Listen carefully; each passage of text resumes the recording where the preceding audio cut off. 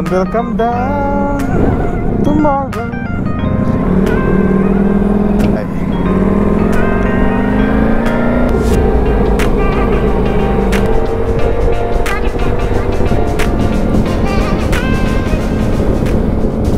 Yo, what's up guys? Welcome back to the channel. Welcome to another episode. Say hi, George. It's Friday night, 5:50. There's a cop work. Oh yeah.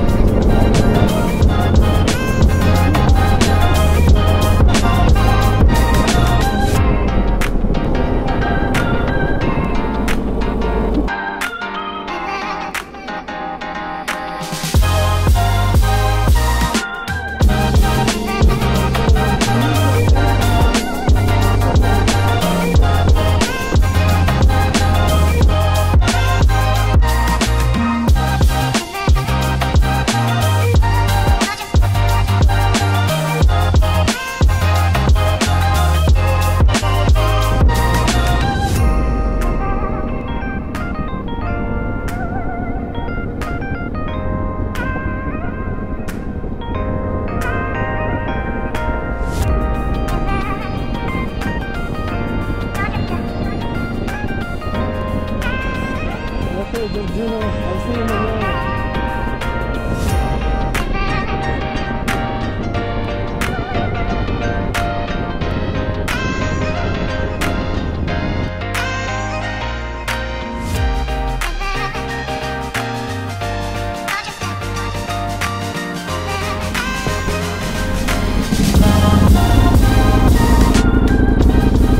Okay guys, we made it here sa may lugar natin.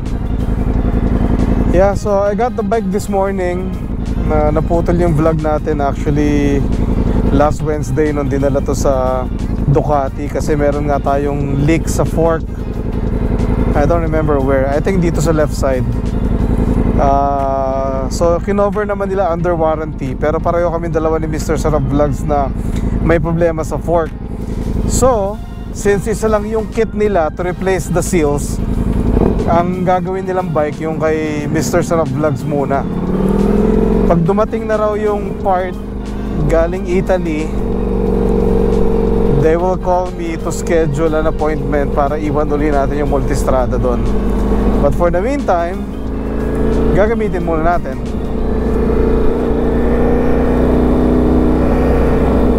I was able to do 207 miles in one tank, one full tank, which is my record. Pero sayang hindi ko na vlog kaninang umaga nung umalis ako ng Ducati. Siguro mga halfway na ako papunta sa work, naubusan tayo ng gasolina sa freeway. So naitabi ko naman siya, naka-exit naman ako. Tapos nag-start uli yung bike, and I was able to ride it all the way sa gas station. Talagang saktong-sakto lang, as in ubos ang gasolina sa tangke. Don't ever do that guys. It's scary. I don't know why I did it. Siguro tinitesting ko lang yung limit kung gaano talaga kalayo yung mararating. Now I know.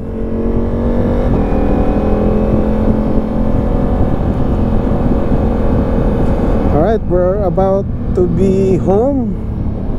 That's our vlog for today. Back in the multistrada. Ginawa lang natin yung vlog pa uwi with George. We'll see you guys in the next video. Malapit na tayo sa bahay, and dito na tayo magpapaalam. Thank you guys for coming with us again today, and until the next one, God bless and be a blessing to one another. Peace.